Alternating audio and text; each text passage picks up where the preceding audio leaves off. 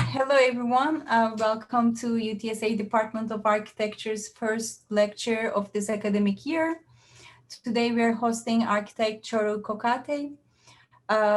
As a principal and director of Safdie Architect Singapore office, Charu Kokate leads the firm's efforts throughout Asia.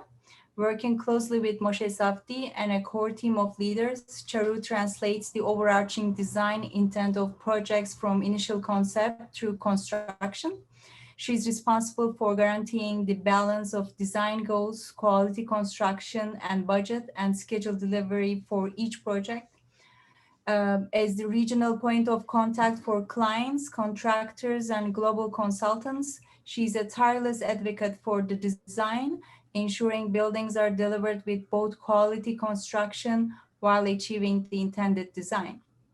Charu has designed and overseen the construction of several iconic complex structures, including Marina Bay Sands Integrated Resort, Sky Habitat Residential Towers, Jewel Shanghai Airport in Singapore, and current projects include Boulevard 88, the Edition Singapore, a new luxurious residential tower and an iconic boutique hotel, Surbana Jurong Global Headquarters and flagship development of Jurong District Eco Garden in Singapore, and the Altair Residences in a new 69-story residential tower in Colombo, Sri Lanka.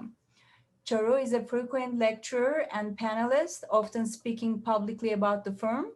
She has been an invited juror for international design competitions at the World Architecture Festival and student reviews at National University of Singapore. So we are very honored to have her here today.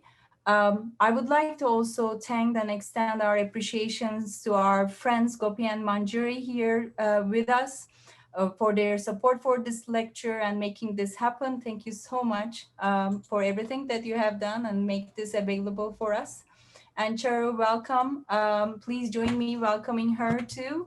And the stage is yours. Thank you, Sedef. I'm honored to be here to showcase our projects.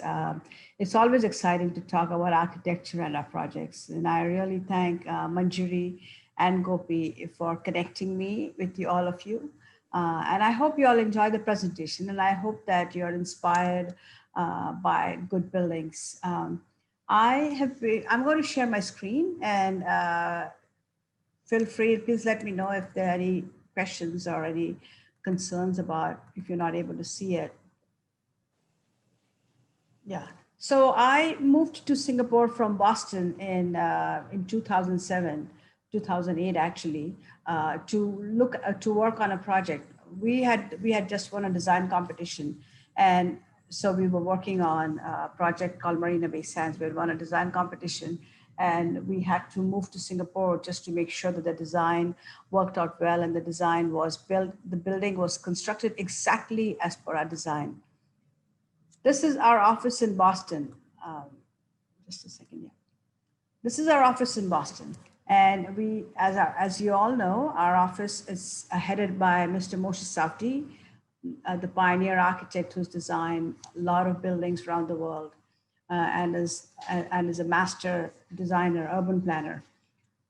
He started his career by this building over here that you see, Habitat 67. Habitat 67 was built and designed and built by Moshe Safdie. This was his thesis project. And I studied about this building when I was in architecture school in India. So this building was one of its kind, because of the way it's designed and because of the way it's constructed. In 1964, they were looking at prefab structures, modules that could be constructed and located in a place almost like Lego boxes, Lego squares. Since then, Moshe and our partners have designed multiple buildings. We are not specialists in a type of building, but we do multiple buildings, multiple landmark designs all around the world. Here are some examples just so that you guys are familiar with. This is a performing arts center in Kansas City, another museum, Crystal Bridges in Arkansas. This is really beautiful museum. If you get a chance, you should go see it. Uh, in Washington, D.C., right on the mall, we have designed United States Institute of Peace. It's a beautiful building inside and outside. Salt Lake City Public Library in Utah. This building is even featured in the Archie Jughead comics. It's an amazing project, which completely changed the whole dynamic of that neighborhood. Yad Vashem Holocaust Museum in Israel. We do a lot of projects overseas, internationally, from North America, South America, Asia, Middle East. This is one of the museums designed by us in Jerusalem, as well as we have designed heritage centers in Punjab, India. As you can see, all building types are different. They belong to an area, to completely belong to the region where they've been designed. This is in Raffle City, Chongqing. It's an old city of Chongqing where they wanted us to come up with it was a huge urban design project with mixed use, residences, hotels, malls, one of the biggest project designed by our office. And of course, Sky Habitat. This is a residential project done by me in Singapore, a very successful project, which had two towers. Instead of just having boxy buildings, we designed them in such a way, step towers, so that every unit had balconies and terraces. At the same time, we connected them. Can you all see my cursor as I move around my screen? Yes, we can. Yeah.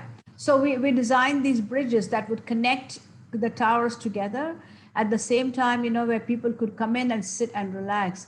And during COVID, in the beginning, when COVID started in Singapore, before it went to United States, and the whole city was under lockdown, it was such a relief for people to step out in the balconies, step out on the terraces, or come to these bridges, at least, instead of being locked in their own apartments.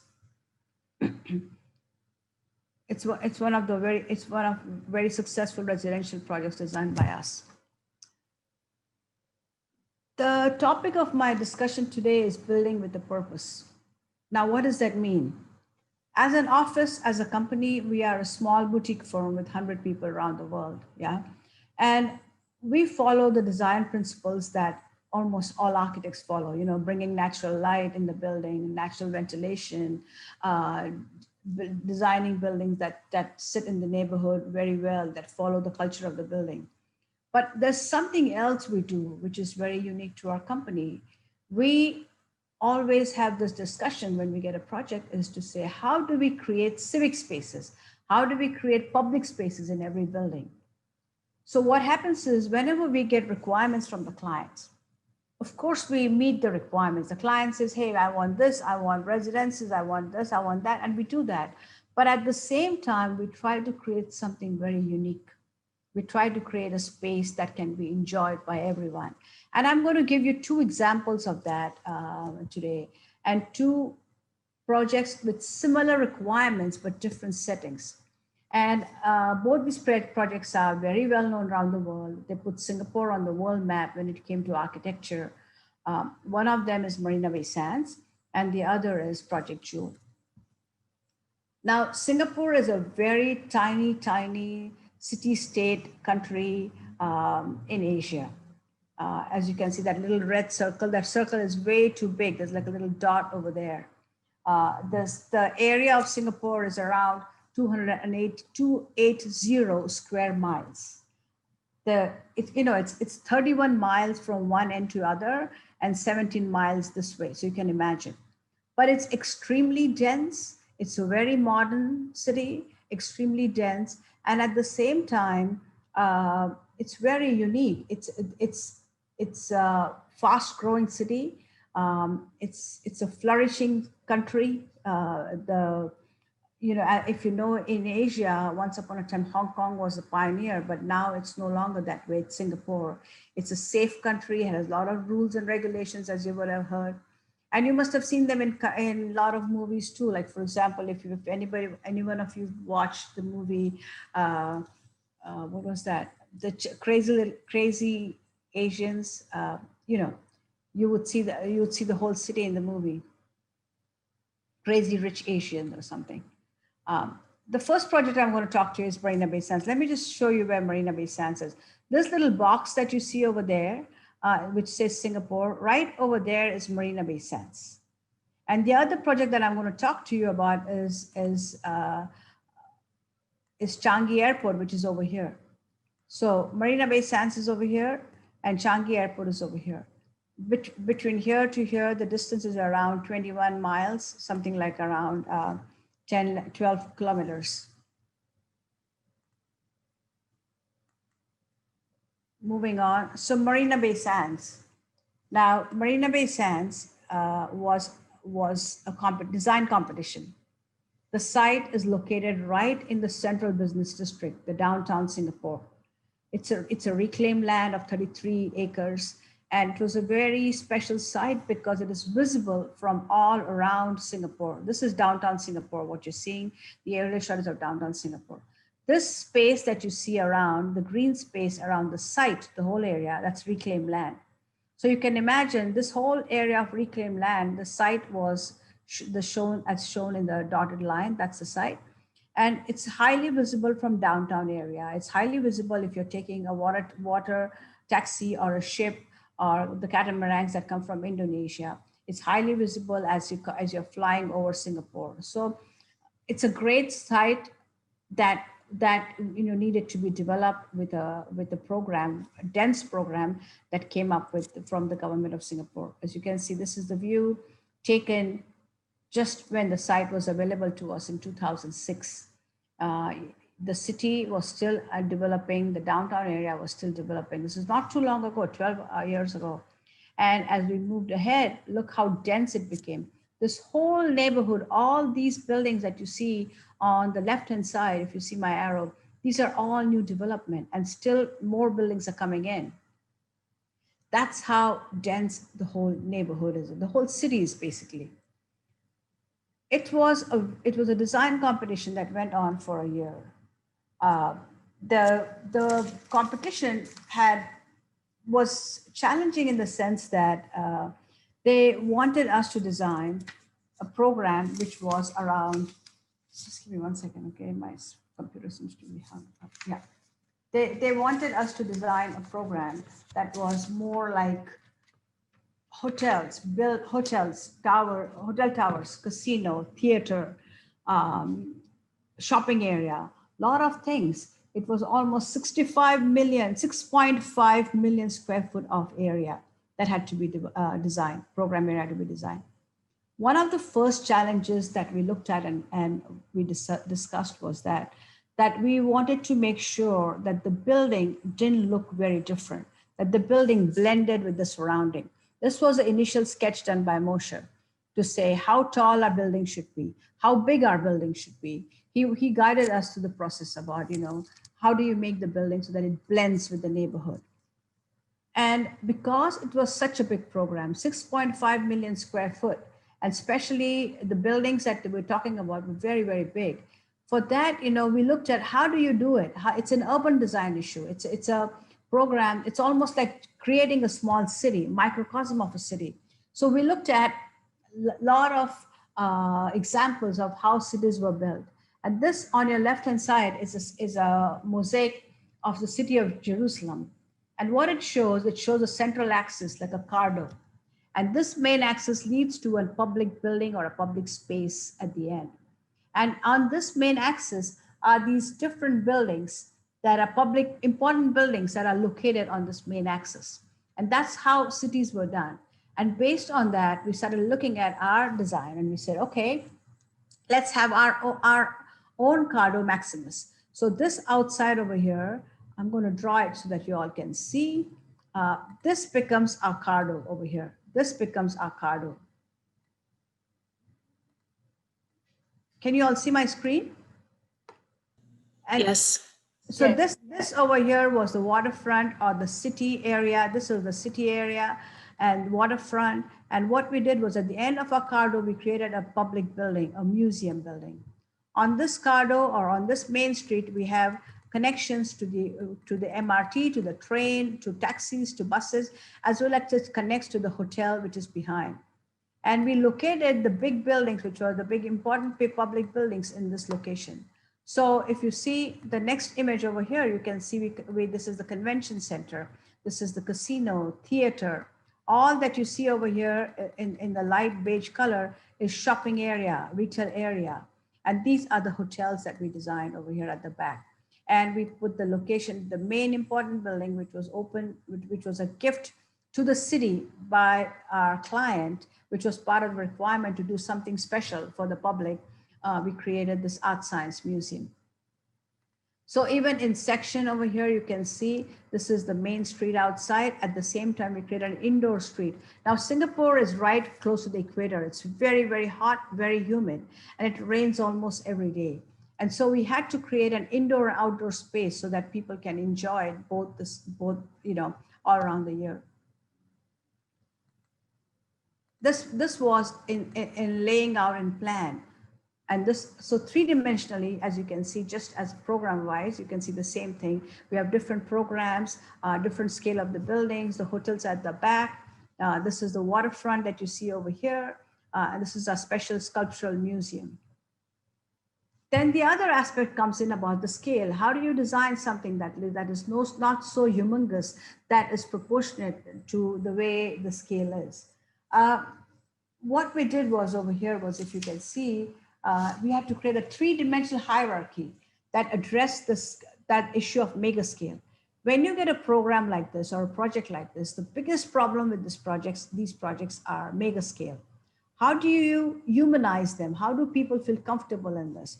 And so one thing we were very sure was that we were going to design something that would start with the smaller scale in the beginning, the arcade, and that would take a person's eye from small to the big. So if you're standing across the waterfront, you're not blocked by the tall buildings, but you are looking at your eyes go from the small to the tall at the back.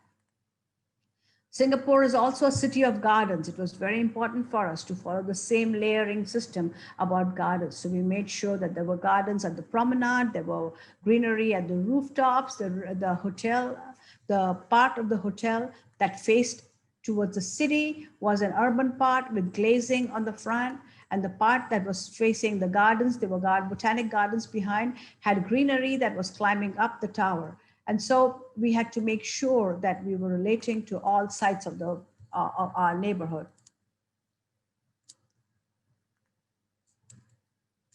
For some reason, okay. Here's the building when it was done. This picture was taken in, I think, like around 2010, 11. As you can see, there were still buildings under construction on the side. Here's the building. It is unique in the way it is. It's unique in its program. It's unique in its type. But at the same time, it blends with the neighborhood. It does not look like an oddball standing, by itself. So this is the promenade that was created. Now this is pictures taken way in the afternoon, like at noon. As you can see, we created this tree-lined walkways and seating spaces that allowed people to sit and allows people to enjoy. At the same time, in the evening, the promenade completely changes and it becomes a recreational place. We have a laser show in the water, and people come in and watch and relax. We have introduced art pieces in the promenade. We've introduced art pieces in the promenade. This is by Netcon, a vortex where people can come and enjoy how the water moves around. Our shopping mall has natural light filtering through. So the light filters through, comes down from level 1 to basement 2. What you're seeing over here, this is level 1. At the bottom over there is basement 2. It goes second to basement level.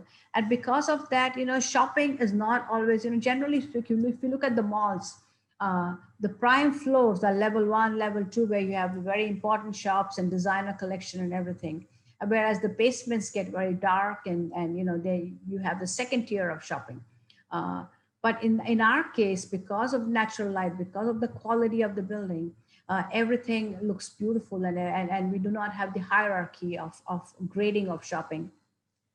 You can see these streets that lead to the hotel, which is very clear in terms of direction. When you design big projects like this, you have to be very clear in terms of your planning and space planning, so that it's not confusing. Otherwise, people get frustrated. So when you use natural light, it becomes very obvious where the direction is, where the walking is. We call them the streets. They're like bazaar-like things where you have shops around. People can get together. And it makes it very interesting, the way look and feel of it.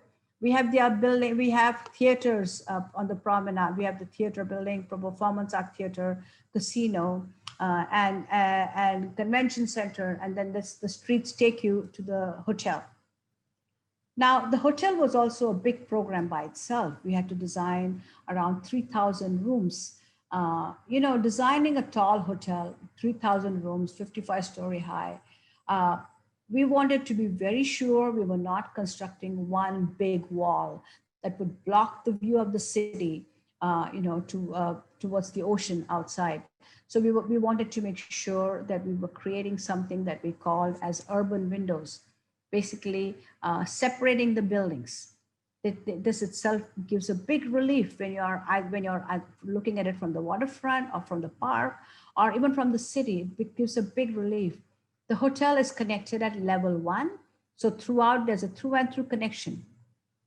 Now, this is a public connection. Anybody can go and walk through the hotel. It's open 24/7. So you don't have to be a guest. You don't have to be anyone who's staying at the hotel. As people, you can just walk through the hotel, enjoy the landscape, enjoy the art pieces, enjoy the cafes if you want, and you can walk through it. There are even shops, couple of shops in the hotel. The hotel is connected at the Sky Park at level 56, 57. One of the most unique features of this building is the Sky Park, which cantilevers 55 meters, around 150 feet of cantilever. The Sky Park, the swimming pool at the Sky Park is one of the most famous element, as you must have heard about, that really put Singapore everywhere. Everyone in the world talks about this swimming pool. You can see that this is the pool that extends from Tower 1 to almost Tower 3, and beyond Tower 3 is our cantilever, which is a public space. So even in this building, even though the swimming pool is private, we made sure that the people of Singapore who are not staying at the hotel get to enjoy the same view as the people who are staying in the hotel.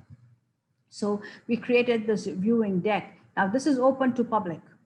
So you can take the lifts from Tower 3 itself and come to the viewing deck.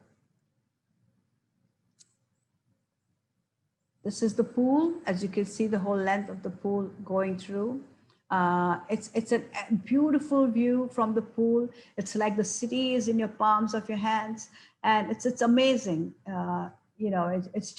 It takes you to a different world. When you're on this level, you forget that you are in a hotel. You forget that you are, in the dense city. It feels like a resort. And even people who are afraid of heights are not afraid of being on this level, because the trees, the furniture, the landscape, everything makes you feel very comfortable. Makes you feel, this looks like a deck. So it makes you feel comfortable, makes you feel like as if you're on the ground level. Because it takes you from the edge of the building. And this is one of the most successful features of this hotel. I want to talk about the last aspect of this project is the museum.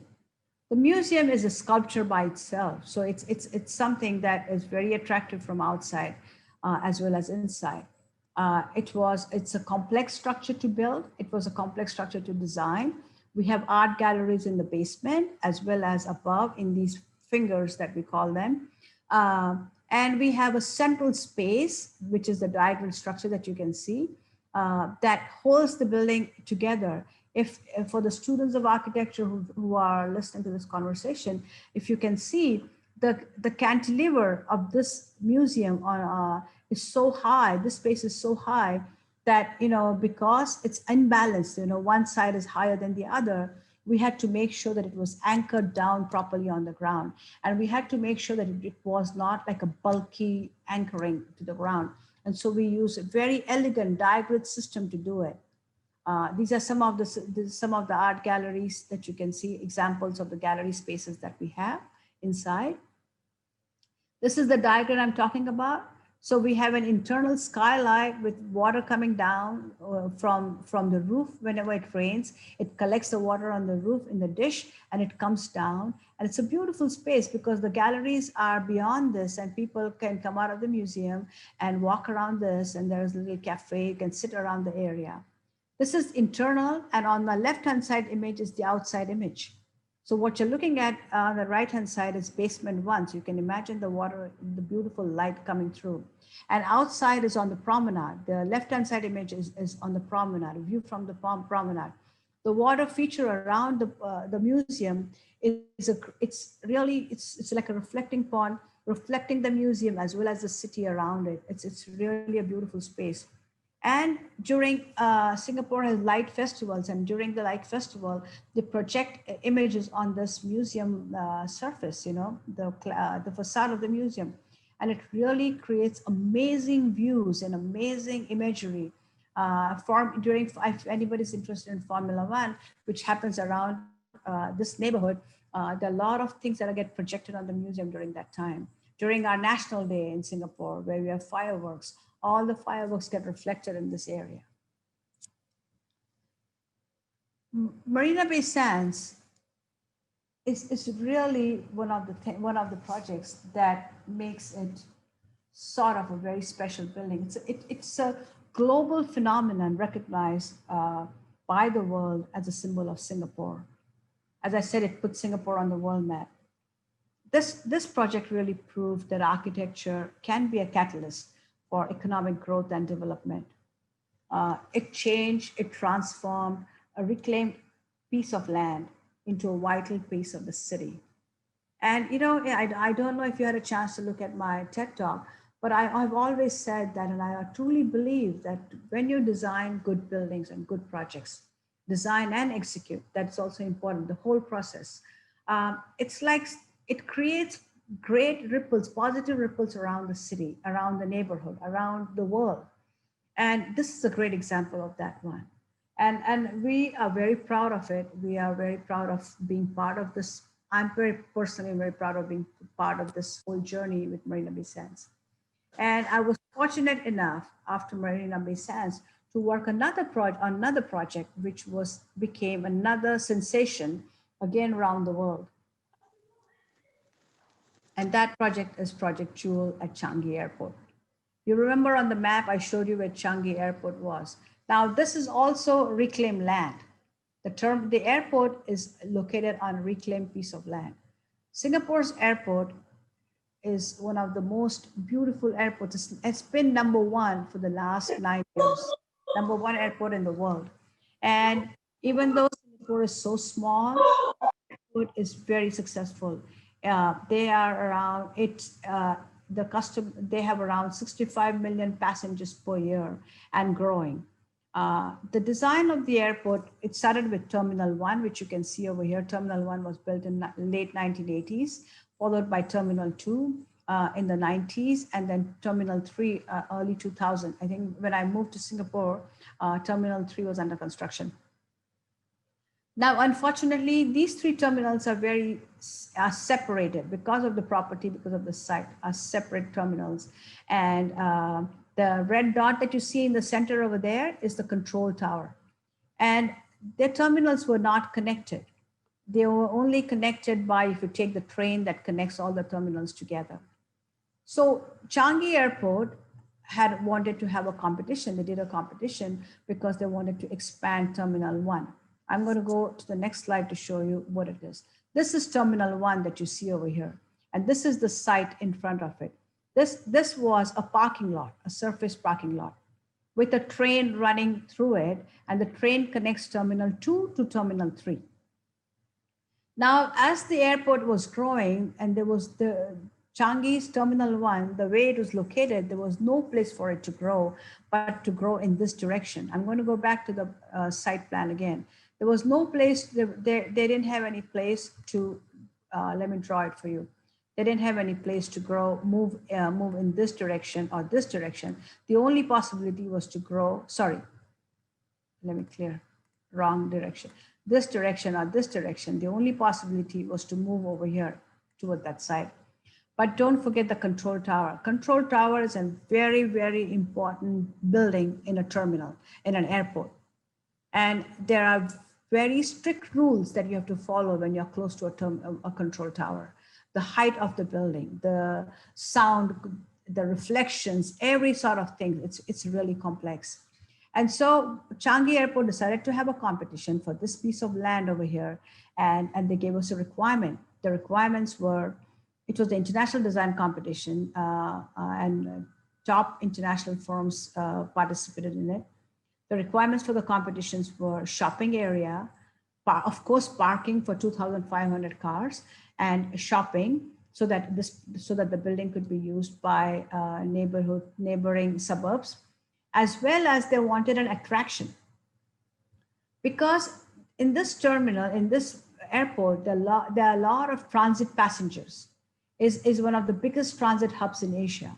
And passengers flying from Australia, New Zealand, or even from Middle East transit into Singapore, and they have 4 or 5 hours or 10 hours before they move to Europe or America. Now, when you have 7, 8 hours, Singapore Airport they have buses organized to give you a free tour of the city. So you can get into their bus and they give you a free tour of the city and you come back in 4 or 5 hours. But when you have less than 5 hours, the passengers who are waiting at the terminals kind of get bored. Even though it's one of the best terminal in the world, they still get bored. So the government decided that they needed to create something that would be very interesting and very attractive to the passengers. One of the unique things about Singapore is the way the airport is used. As I said to you, it's a very small city state, very compact, very dense. And terminals and airports are very big structures, very big footprints, big buildings, right? The government allows people, the citizens of Singapore, Singaporeans, to come and use their terminals. They have facilities at the terminals like shopping, they may have restaurants. People come here to eat and dine and walk around because they're air-conditioned spaces. So it's a very popular place even for local Singaporeans to come, even if they're not flying. So this new building had to be entertaining enough to attract more people, not just the suburbs, but more people from the other side. They wanted to make sure that this was a gateway for Singapore. Knowing the complexities, don't forget that there's a train running through the site, there is a control tower, and all the connections from the control tower to Terminal 1 are through the site over here, through the grounds. So we won the design competition, and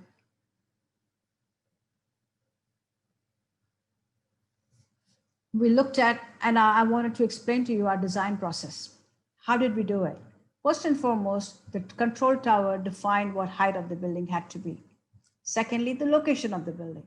The building does not have a front side and the back side or a back side because it faces all 3 terminals. That meant it had to be welcoming from all sides. Then it had to have an attraction. Right in the beginning itself, when the minute you say attraction, it sort of creates this funny ideas in people's minds, whether it should be like a Universal studios or something, attraction like that.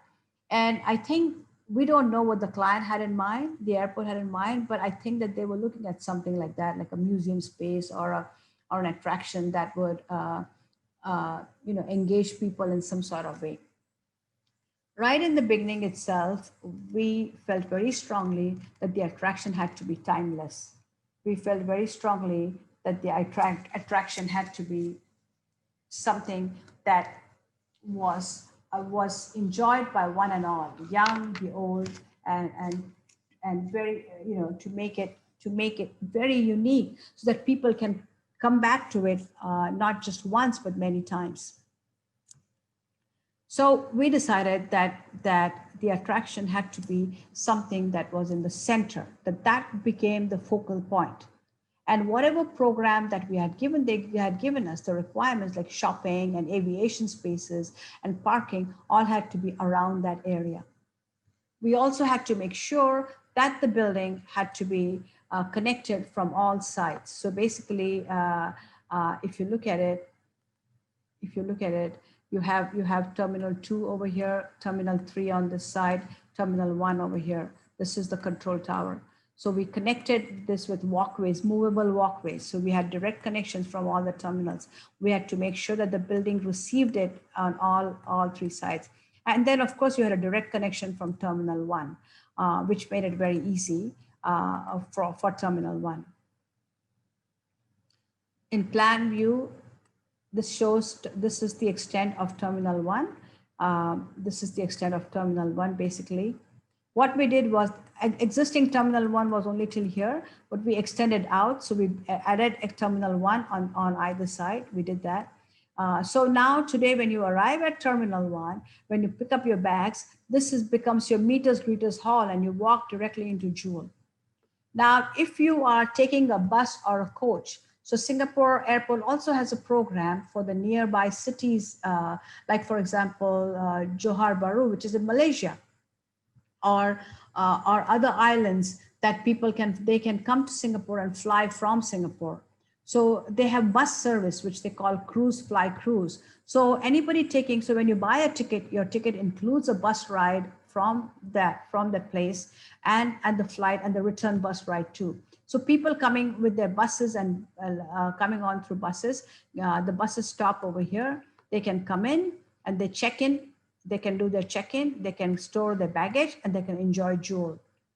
So the idea was that no matter where you were coming from, if you were a passenger flying from somewhere, you entered Jewel. If you were a passenger who was going to take a flight, who comes by bus, can buy their tickets at the Jewel or check in at Jewel, and you can check in for all 3 terminals and use the space. So this space, so we had Singaporeans, we had passengers, travelers, all coming together in one place. This was one building where we said the world meets Singapore and Singapore meets the world kind of thing. Our main attraction was the garden in the center. This is a garden in the center. And all our shopping that you see, shopping or aviation, is all around it. So if anybody coming in, you could either go to shopping if you wanted to, but this was our big attraction to come inside. Now, to explain to you what that was is, just let me clear, yeah. The attraction was a garden. The garden started at the base. I'm going to go to a section drawing first so that you can explain to you. The garden started at the base of level 1. Now this is level 1. What you're seeing right now in front of you, this is level 1. Okay. Can you all see my drawings when I'm sketching on it? Yes, we can. Yes. Yeah. So this is level 1. So the garden rises up from level 1, rises up to level 5. This is level 5.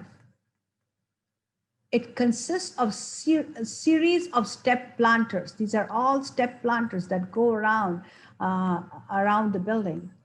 And they go up to level 5, which becomes a park. This is a park. So you can see that the garden rising from there, going around the park. The garden is centered around a waterfall. Now, this waterfall has water that comes from the roof when it rains, as well as the water is recirculated and pumped up when it's not raining. So you have a continuous waterfall. The space behind the garden, this whole thing over here on the left and the right, you can see is shopping. Shopping, aviation, there's also a cabin hotel, all sorts of things happening over there. In the basement 1 and basement 2, I'm going to use a different color for the basement. Basement 1 and basement 2 that you can see, we also have some more retail area on this zone over here. We have cinemas, we have theaters, we have lots of things. And we have 5 levels of parking, okay? So I'm sorry, I did not show the whole thing. We have 5 levels of parking. So this whole space comes together, works together as one. We have natural light filtering through the building, through the retail area. Of course, natural light coming through in this in this zone area. The water that falls over here goes down to the basement and collects into this tank. So the tank is right there itself. And what we've done is that so that the water doesn't splash and destroy the other things, we've created an acrylic funnel-like structure. And I'll show you pictures of that, a funnel-like structure that allows the waterfall to go down directly. But you can see over here, there's natural light that comes through the building, also goes to the basement through the acrylic, and it creates really a dramatic effect. I'm going to go back to the plan slide. This is level 5. The extent of level 5 really is like this till here. So you can see this is level 5 over here like so. This is level 5 over here like this. Okay. And this is the stepping garden that goes to level 1. So from 5, it's cascading down to level 1. On level 5, we have a big event plaza. So this is for gatherings and space, and people can rent it and use it. The airport can have parties over here, meetings over here. There were award ceremonies. I mean, it's a really popular space. And we have attractions. We've created mazes, hedge maze, mirror maze. We've created slides. We've created nets. The nets go on the void area. These are the walking nets. They are on the void area. So when you're on the nets over here, you look down and you're looking down to the basement. We also have jumping nets for young kids to play around. I mean, it has a lot of beautiful attractions, very different than from what you would think. So what we did was we created this big garden that was our attraction. It was a timeless attraction that we had to create. Now, this was something, this is an image that we did during our competition. And we showed, this was the image that was shown during the competition. And when people saw this image, they were like, are you sure you can build it? And, we said that they had to trust us. They had to believe in our design. And we were very, very sure that it would be one of the best attractions that anybody had ever seen, especially at the airport. This is the actual picture. We've created a forest that has never been done before. We created a very unique attraction, which is sort of loved by one and all, loved by the citizens, loved by the transit passengers. Large indoor garden centered around a waterfall, a garden that seems, when you're in that space, you look around and you have all sides facing, it's just greenery. There were design challenges for doing so. There were challenges from the client. We won the competition, but when you talk about clients, it's not one person or one company. There are multiple clients. There's a retail group. There's the aviation group. There is, parking people. There are lots of airports are very complex buildings. The retail client, the retail group of the retail arm of the airport said, well, you're going to create this beautiful garden, but we want to make sure our shops open into the garden. Now that was a big no-no, because gardens and shopping, they're two totally different things. A garden is a garden, a shopping is shopping. Their requirements are different. Garden is landscape requirement, trees and plants, their requirements are different from people. And shops and display areas. So this was a continuous fight that we had to do to convince them that you don't need to have shops opening into it, to convince them that shopping world can exist on its own and the garden natural world can exist on its own. They can coexist together. We can show them, we can have access to both these worlds, but they had to exist separately. What does it take to do a building like that? You need to work with the smartest engineers in the world. The shape that we decide our building is, it's called a toroid. It's like a donut shape. Now, a donut shape is a pretty stable by itself structurally, but in our case, we had a complication. We had a train that ran through the center of the project, like there, over here. We could not have an oculus right above the train. It would not work. So we had to shift it down to avoid the train, to avoid the waterfall. That made it non-symmetrical. That made it complex. And the way we tried to make it happen, and we also had to have glass at the top. So the way we could stabilize the structure and to make it more efficient was by using a die-grid structure. We worked with Bureau Happel from New York and Hong Kong, who helped us rationalize the shape, rationalize the geometry, the glass pieces, the steel structure, and everything. The other big aspect was we had planting in our building, which was, like I said to you, very different from retail, very different from hotel. Now, the airport had told us that the competition brief had included that the maximum temperature our building could have was 24 degrees centigrade. That is like around 75 degrees Fahrenheit. When you design something like that, where you are depending on natural light, we had to do a lot of studies working with our environmental specialist called Atelier 10 from London. Atelier 10 helped us come up with strategies and also calculate how much natural light we would get. What was the impact of the waterfall in the garden? How would the air circulate? And how would we design, what plants should we choose? What kind of planting would help with this? So we knew what the temperature was. We knew what the humidity was. By doing studies, we knew how much natural light we would get. They studied the natural light all, for the last 20 years. How much sunlight was available in Singapore, what was going on. And we knew which areas had high levels of light and low levels of light. Based on that, we looked at around the world to see what kind of trees would grow in this environment. We knew because of that, because of strong sunlight at the top on level 5, we would use trees with a lot of shades, basically canopy trees, so that people could walk around it, walk underneath it, sit underneath it. In the bowl, which we call the forest valley, we use trees, tall trees with taller stems, trunks, and with foliage on the top that would allow us to put planting or shrubs underneath. So we use tall trees, we use low trees, shrubs, and when we mapped it on the planet to see where can we get climate like this, fortunately for us, it was in Asia, on the mountains in Asia, in Thailand, in Malaysia, Australia, where you had trees that could survive in 24, in this not too hot, cooler temperature. And that's how we selected trees. So the trees were brought in from these different places to Singapore. They were stored in a nursery, and they could get acclimated to the climate over here. They build these huge polytunnels, meaning like huge spaces, and they put some fishing nets on the top so that the trees did not always get direct sunlight.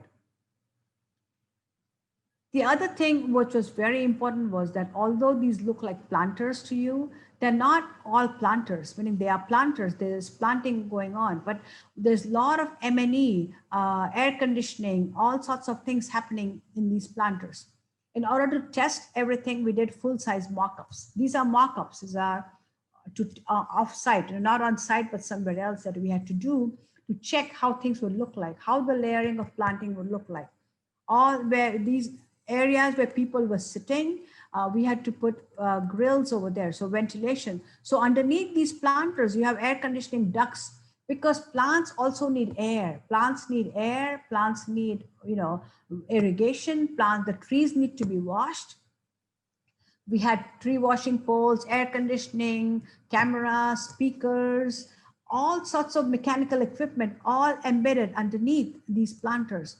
So it was a huge coordination exercise. You can see we have these grills where the cool air, where you had cool air blowing towards the floor. Now this flooring is also chilled slab. I'll show you as we move ahead. We use chilled slab flooring in order to cool the area. We also did mock-ups of the facade. This totally throws the scale. But you know what? This is like 10 feet, 3 meters. Each panel of glass is 3 meters by 3 meters. So the glass pieces were so big that we had to test it, how the structure would support the die-grid system. The water feature also had to be tested. We worked with a specialist from wet design in Los Angeles. They had never had done a waterfall, which was like 120 feet deep. Water falling from that height, we had no idea internally how the water would behave, because the idea was in the evenings we would use this water for projections to create some drama in the space. And so they went towards in a lake close to LA, and they did a mock-up to see how the water would fall and how the water would behave. Just a second. It was so complex for people to understand that the National Newspaper of Singapore did this middle page full explanation about how this building is going to work. They had these sections and plans and drawings to show so that people could understand how the forest valley would work, how the planting would work, how the water would fall. It was very interesting because this paper, it circulated all around the world, and we had a lot of questions from people reading the newspaper. Challenges of construction. As you can see, such a tight site. As you can see, the contract, and I have to remind you all that this was a working terminal. It was not even closed for a day. This is the access for the terminal. So there was no way the contractors could come in this way, or there was no way we could block it. So a terminal that was working, a terminal control tower that was working, the train that was in operation every day in the morning from 3 to 5. So construction had to be stopped. So even though they stopped passengers from the train, they still had the train still had to go for servicing every day in the morning from early hours from 3 to 5. So construction had to stop during that time. The cranes had to be lower. I mean, it was so challenging. The contractor had only one way to come in and one way to exit, the same way. We had to construct around the train. It absolutely challenging. The shape itself was complicated for people for construction. They used Spider-Man. You can see the guys on the facade to climb and to do all the glass work. Everything was done from outside.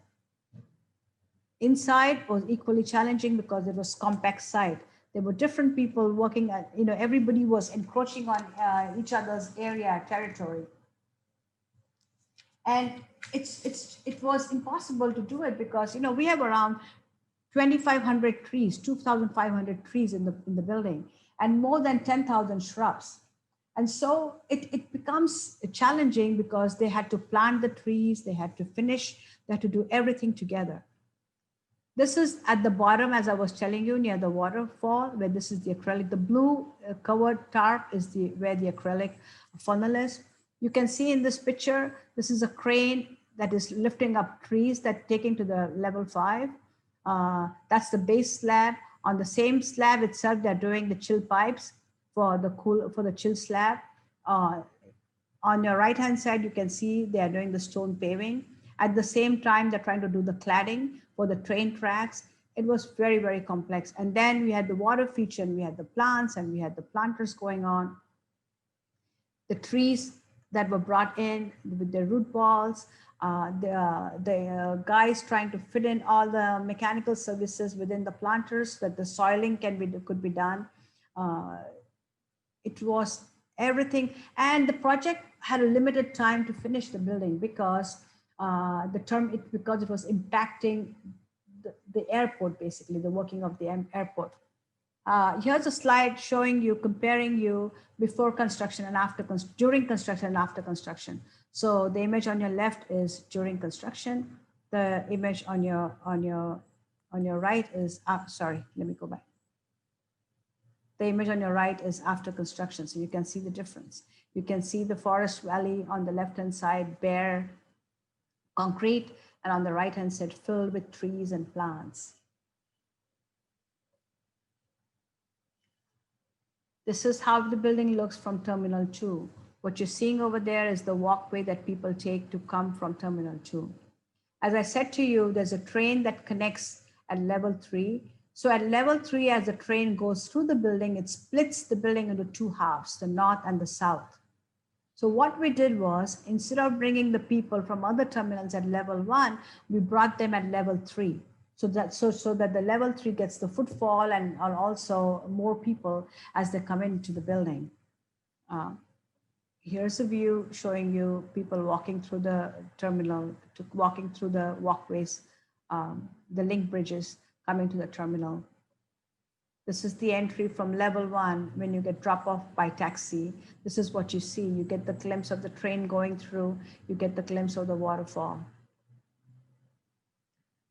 If there are passengers, they come in, they check in, early check-in, there's luggage storage, as I said to you, there's lounge facilities like airport lounge. We also have a 150-room hotel, cabin hotel on level 4.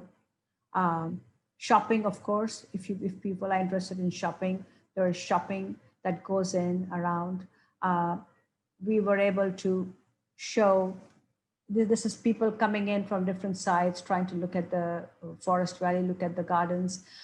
Even though in the forest valley we have created trails so people could walk through the garden instead of just looking at the waterfall. They can admire the planting, nature as they go in and out. These pictures are taken before COVID, so there are no masks. Now everybody is there with masks. This just shows, this is coming in from level 1. When people come from level 1, they're blown away by the sight because they're at the lowest level where the waterfall is. And as you can see, it's always filled with people. Even today, it's filled with people. And it's a great view. People stare in awe, wondering how everything comes together because they don't see the water coming on the roof. They just see the water falling and they absolutely are amazed. This is when the water goes down. Remember I told you about the acrylic funnel? This is in the basement. This is basement 2. Above is basement 1 over here, and that's level 1 above. The water coming down. You can't hear the sound of water. You can just see it trickling down. It's amazing view. It's beautiful light, no matter what time of the day you are in. We were able to prove that retail and garden can coexist. People sit in the cafes, looking out, dining, looking out towards the garden. When you're sitting over there, it's a feeling like you are sitting in a park.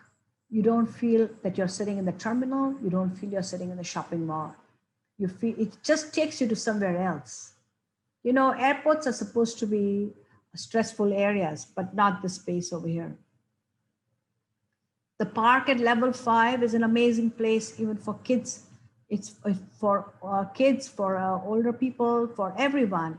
We have mirror maze, we have hedge maze, we have, as I said to you, nets. These are the walking nets on the right-hand side where people can just walk, look down, and there are these jumping nets on very close to them, so that we're for kids and everybody to enjoy. We've created slides, but instead of having them exposed, we've created a sculptural shape so that kids climb up and then they come down through the slide. Citizens, senior citizens on wheelchair, sit in peace and enjoy nature in a comfort, enjoy nature in a comfortable environment. It's a place for all. The place is packed with people, always wondering about the sunlight, the light, the way the light comes in. The place changes dynamically throughout the day, morning, evening, the way the sun hits the water, the way the sun hits the plants. Transit passengers are extending their stay to experience the space. Before COVID, passengers were staying for an extra day just to enjoy Jewel. In the evening, when there is no sunlight, with the water feature changes into a beautiful screen, literally a screen. There are projections on the water with music. The space is filled with music, and it's it's a magical place to be. We've shown that a building can coexist. We've shown that no matter where it is, whether it's an airport or whether it's a retail mall, spaces can coexist. People can enjoy nature as well as transit passengers can relax and not be stressed with it. This is a new building paradigm for airport where wide range of activities like shopping and airport facilities and gardens and entertainment can be under one roof.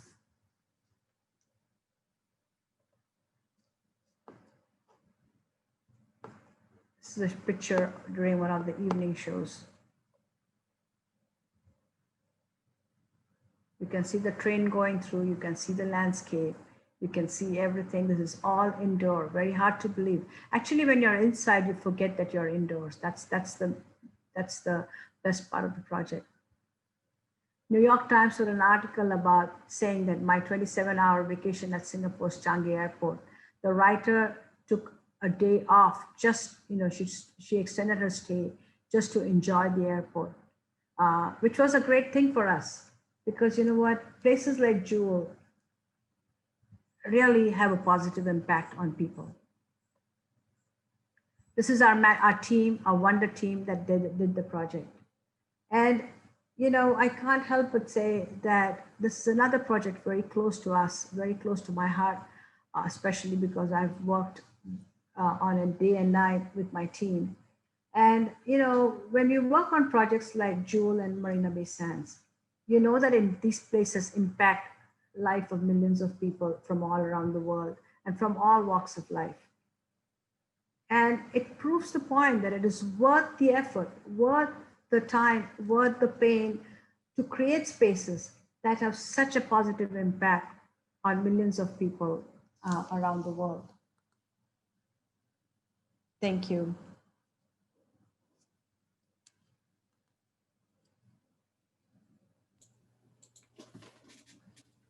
Thank you so much. Armando, it's on you. I hope you all enjoyed, and I hope it was not too long. I don't know what time it is. Yep. Perfect. It was perfect. I just asked everyone if they had any questions just to type them into the chat.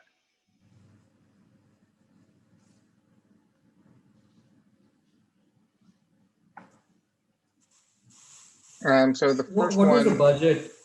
What was the budget of the Jewel?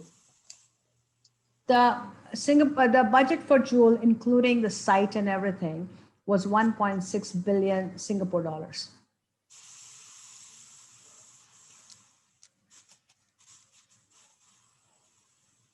So one of the other questions was, what is the fire protection? The fire protection system at the Jewel. Well, when you're in the shopping area, it's a pretty straightforward protection system that you use everywhere with sprinklers and everything. When you're in the garden area, there are certain areas of the garden where we've classified them as not to use combustible material. So it's only planting and everything. But wherever there are people walking, wherever it's accessible to people, we've used water monitors, or I don't know what they're called in the US, water cannons sort of things, which can throw water up to 30 meters. So they are on poles. So that's also one of the complications that we have on the site, where we had to coordinate all those things within the planter zone. And so you had these big water monitor poles within the planters that are hidden by trees, of course. And another one, what is your success rate at competitions? And also, did the train movement influence your design in terms of vibrations? No, the train, to start with the second part, the train is separated. The track is separated from the building, so it didn't really impact the vibrations. Also, it's not a fast moving train, it's a slow train, and they slowed it down a little bit, a few seconds more, so that people could enjoy through the view. Now, this train is an airside train. What that means is it's a secure train. So when you arrive, before you do your security clearance, you can move from one terminal to the other terminal. So if you're a transit passenger arriving at Terminal 2, but your connecting flight is on Terminal 3, you can take the train. So that's why the train doesn't stop at Jewel. It takes from one area at the other. What was the other question? A success rate in competition. Well, it's like 50-50. Sometimes you win and sometimes you lose. So another, how long did both of these projects take to design, for the design process and the construction process? And do you have a favorite between the two? Marina Bay Sands design and construction were for 4 years. Very, very tough. We were designing and building at the same time. Jewel, we had 2 years to design because of the regulation. You had to get a lot of approvals than what you would do a regular building. And the construction was 4 years because of its location. Marina Bay Sands was such a remote place in some ways when it got constructed. That was the first project over there in the reclaimed area.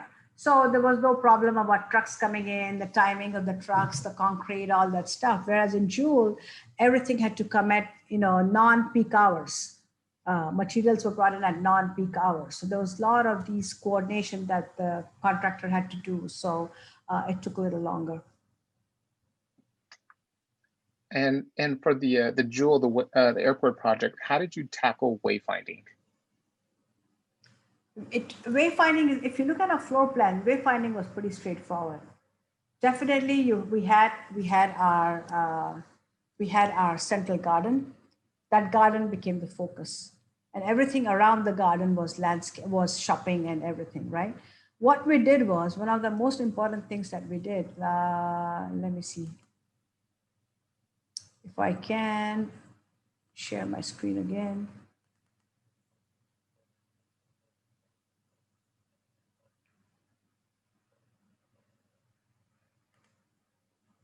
Can you see my screen? Yes.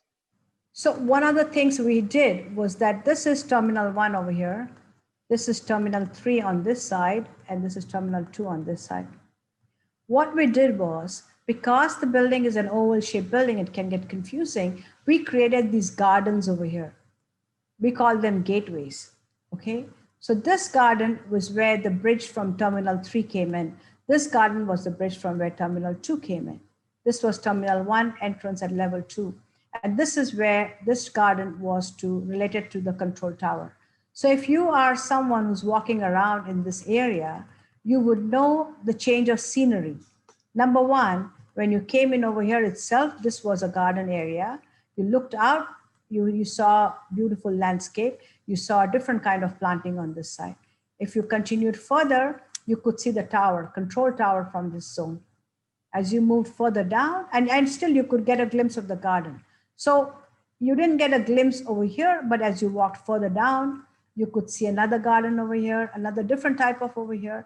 And so we tackled wayfinding, of course, with signs and signage and everything. At the same time, we used physical elements so that it helped people, it didn't confuse them. There was one image that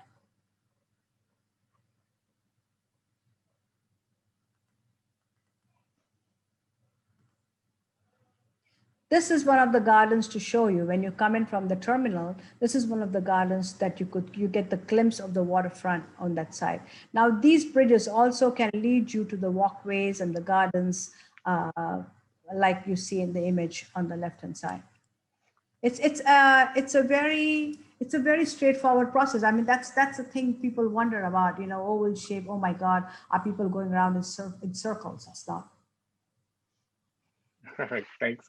Another question was, the reference to reclaimed land came up in both projects. What does that mean specifically? It means that because Singapore has shortage of land, they are building into the sea. And for that, they use techniques of using huge rocks and boulders and all sorts of techniques to create land, new land. So what that means is that if you're building into it, like for example, our sea level and our level 1 is almost the same. So you have to take a lot of precautions in terms of construction. Everything is pile foundation. You cannot do your normal regular foundation. It's pile foundations where you go deep into the till you hit the bedrock. So our foundations go down 100 meters, 150 meters. To build basements in this kind of area is challenging because the water pressure around the building is too high. So sometimes the technique used in Marina Bay Sands was they used pumps to control the water, so there was no shifting of the structure. In Jewel, they used a different technique. And the soil quality is really bad because it's clay soil. It's almost like jelly. So it's very challenging for construction. So just a follow-up question to your answer. Another question was, how do you control the humidity in the airport to avoid condensation and mold? By ventilation. You have air circulation that goes around. You don't turn it off. You have air circulation that keeps the temperature cool. And because it's like maintained between 70 and 75 degrees Fahrenheit, it avoids all that. The most important thing is we separated the humidity temperature control for the mall versus the garden. They're two different systems. If you mix the systems, then sure, in the shopping mall, you may get, moldy stuff, but you don't. So we have separated the air cooling for both of them. And another was, were there any issues or an over budgeting? And if there were, how did the firm handle that? Well, for Jewel, we could not, there was no question of over budgeting because it's a government project. You can't do that.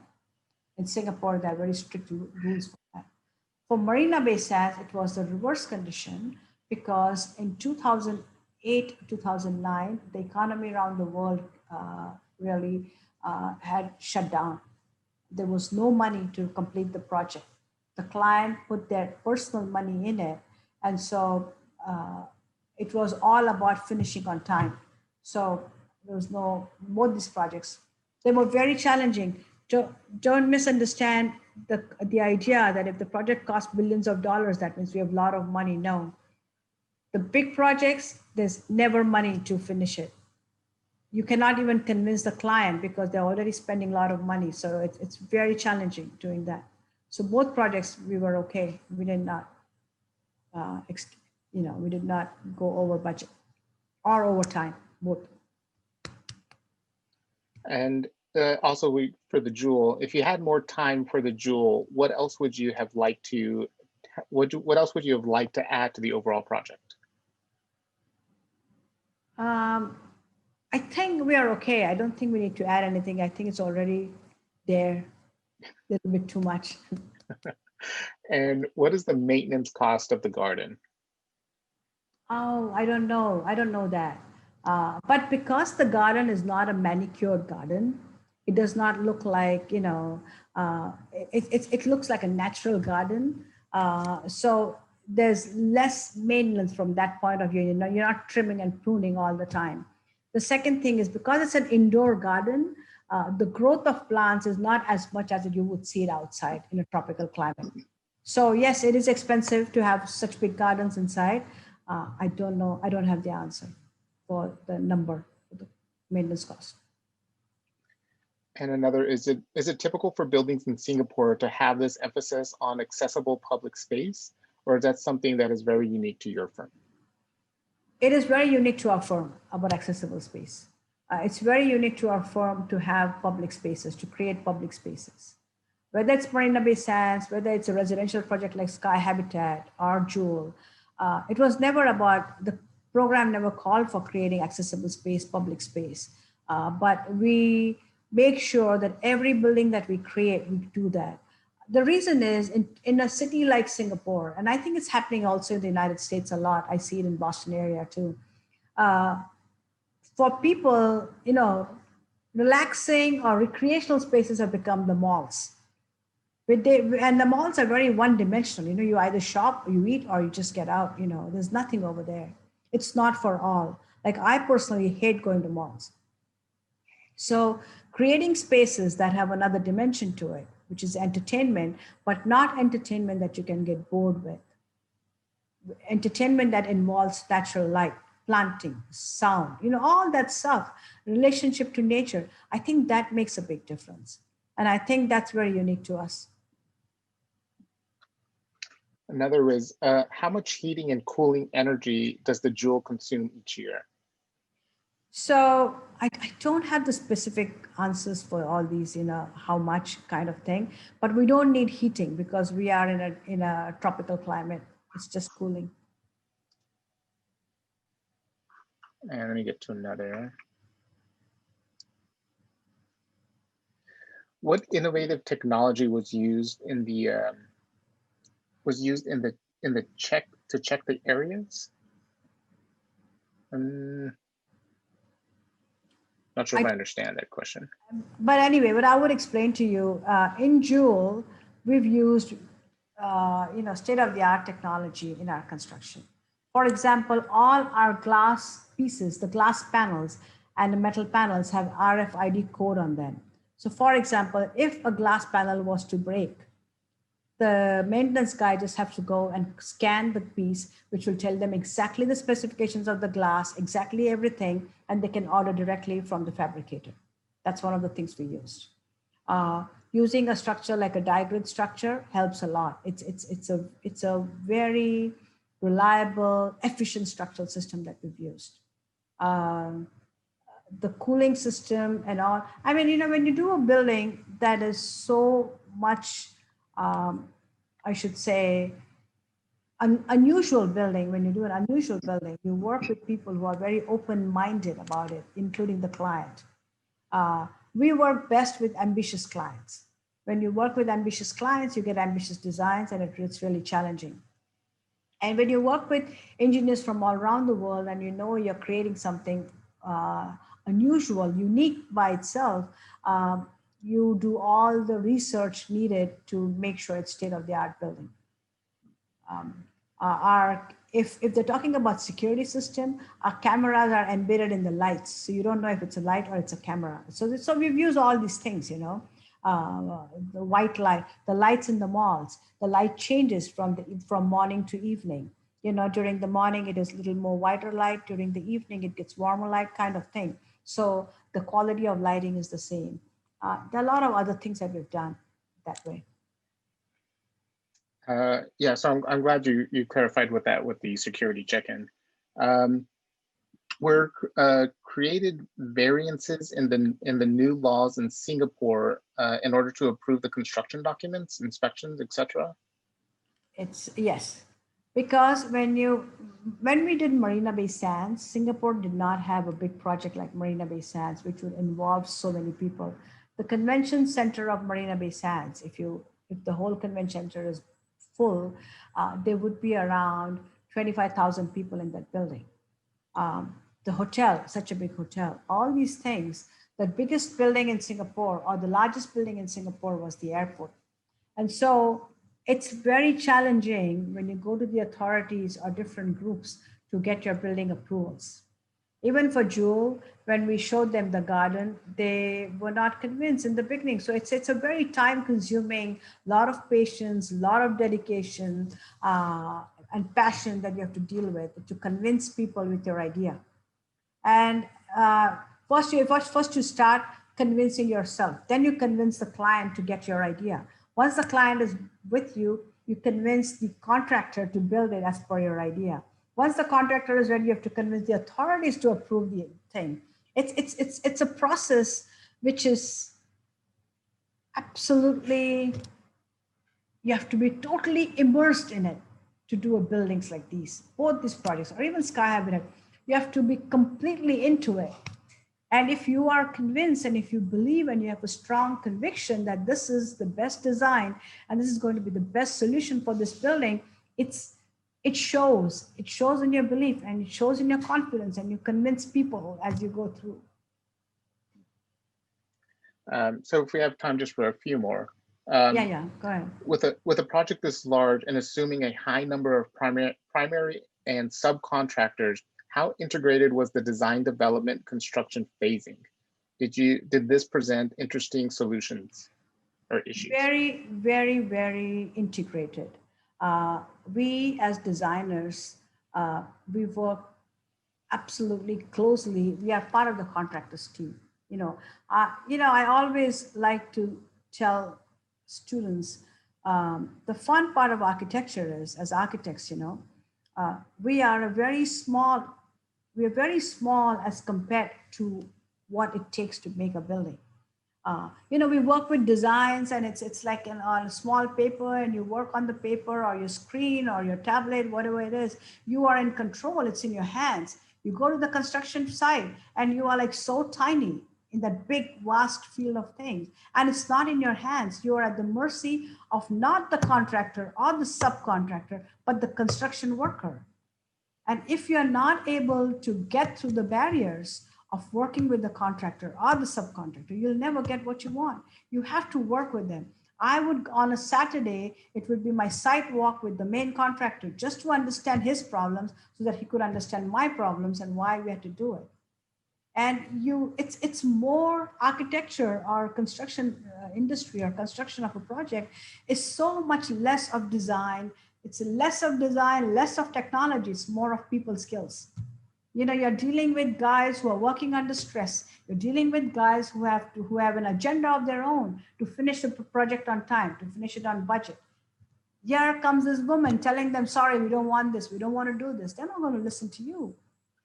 They're not going to listen to you. You're a woman. They're not going to listen to you. And the woman telling them not to do, impossible. You know, it's one of those things.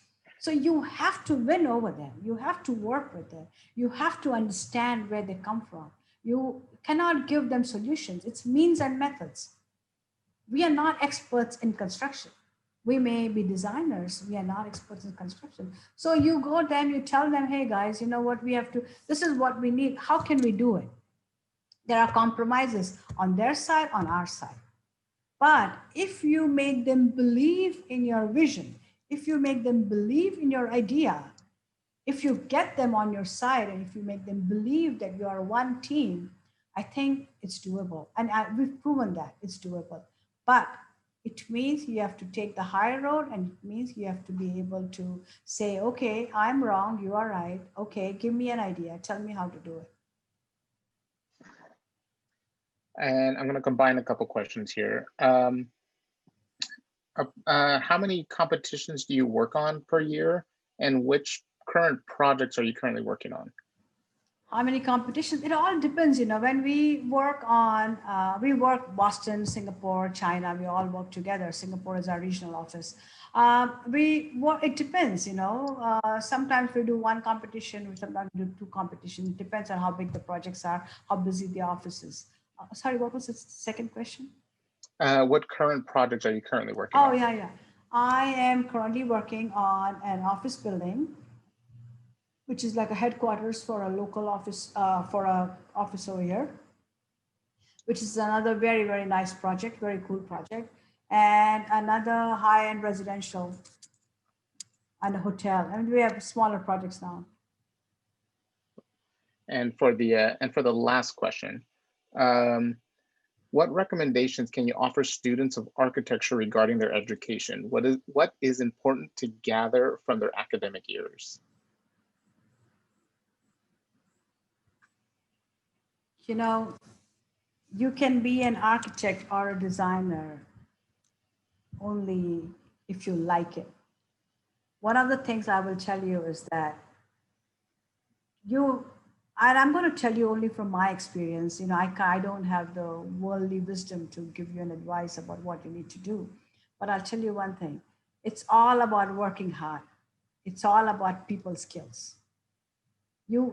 Academically, you can gather knowledge, whatever you have to gather from, you know, from your books and from your teachers and understand what it is. When you step into the real world, you have to believe in yourself. You have to believe, you need to have a conviction of what you want to do. There are different types of architects and there are different types of practices. Everyone does the best that they can, but it's a very, very challenging profession, no matter where you are in the world. As I said, we are at the tip, we are at the beginning, but we are not at the end. And then I would tell the students that, you know, think about architecture and design as a process that starts and continues. It takes almost a village to construct a building. Nowadays, because of globalization and everything and complex projects, it takes a long time. It takes a lot of people from all over the world to complete a project. And so the biggest thing I would say is you have to be humble. It's a very humbling experience, construction and design. The ego with designers will only stay with yourselves. It will never get translated into a building if you are very proud of your ego. I mean, if you have egos about it. Because as I said, it's not in your hand. The end product is as important as the beginning. An idea is only an idea. If it doesn't get done, it just stays in your mind. It's your idea, it stays with you. But if you want your idea to get translated into something big, bigger than you and bigger than everything, make it somebody, be open-minded about that your idea is going to have a lot of input, and it's no longer going to be your idea, it's going to be our idea. Construction is about us. It's not about me. It's not about Moshe Safdie. It's not about one guy. It's about us together. That's the thing that schools you don't learn. Unfortunately, because our curriculum is not not focused on the practice as much. You know, it's focused on growth. It's focused on the right things, but there's a missing dimension to it. Is about learning to work together. Whereas in schools, you know, you work in small teams, this and that, a little bit, but it's all about, you know, it's my idea, it's my design, it's my this. That's great. But it's a temporary phase. That my is a very temporary phase. As long as you learn that, as long as you realize that it's not about you, you're going to do fantastic designs. Think about the users. When a client tells you, or when you get a program that says, hey, we need to design an apartment building, you need, you know, the program comes in, we need 15 two-bedroom apartments and 30 one-bedroom apartments and 100 four-bedroom apartments. The people giving you program are people telling you about how they're going to make money selling this apartments, units. You have to think about the users. You have to think about, hey, who's going to stay in these apartments? Should the apartments have balconies, not have balconies? How are they going to work? COVID has taught something very important, that, you know what, you cannot build cages. You have to build something that's going to be interactive. So you have to think about the users. And that's what you have to start studying during the design in school. Always think about the users. This is something is people learn afterwards, but I'm just saying, if I wish someone had told me during school days that, hey, you know what, think about the users, think about who you are designing for. And I think that makes a difference. That makes a big difference in life and in everything you do. Well, thank you so much, Charu. Thank you for your lecture. My pleasure. I hope everybody enjoyed it, and I hope people are inspired to do something great. Thank you. Thank you so much. Thank you. That was great. Great. Thanks, guys. Thank you. Bye-bye. Thank you. Bye-bye. Thank you. Thank you so much. Bye. Thank you. Bye. Thank you. Thank you.